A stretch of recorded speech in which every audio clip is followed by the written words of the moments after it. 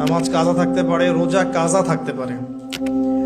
অনেক সময় এমন হতে পারে যে আমরা অন্যের হকও নষ্ট করেছি। প্রথম যে কাজটা করা উচিত সেটা হলো খালেস তওবা। এক নাম্বার তাহলে আমরা বলতে পারি, যদি আমরা এখন সংকটগুলো চিহ্নিত করে সমাধানের পথে হাঁটতে চাই, তাহলে আমাদের যৌবনটা আল্লাহর পথে উৎসর্গ করা ছাড়া কোনো অপশন নাই।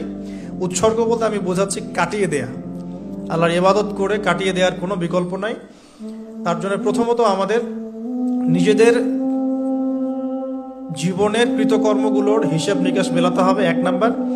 আর দুই নাম্বার হচ্ছে বিশুদ্ধ তওবা করে আল্লাহর পথে ফিরে আসতে হবে। বিশুদ্ধ তওবা কিভাবে করবো এটা আমরা অনেকে বুঝি না। অনেকে মনে করি যে মুখ দিয়ে জাস্ট আস্তাগফিরুল্লাহ বললেই হয়তো তওবা হয়ে যায়। বিষয়টা এমন নয়। বিশুদ্ধ তওবা হচ্ছে আপনি আল্লাহর দিকে পরিপূর্ণ অভিমুখী হবেন, রুজু করবেন, এর নাম হলো বিশুদ্ধ তওবা। যে পাপগুলো করেছি এগুলোর জন্য ক্ষমা চাওয়া, এই পাপগুলো কোনোদিন করব না এরকম প্রত্যয় ব্যক্ত করা, আর যদি অন্যের সাথে সম্পৃক্ত কোনো হক থেকে থাকে সেটা ফেরত দেওয়া। তো আমরা আজকে গিয়ে সুন্দর করে ওযু করে 2 রাকাত নামাজ পড়তে পারি।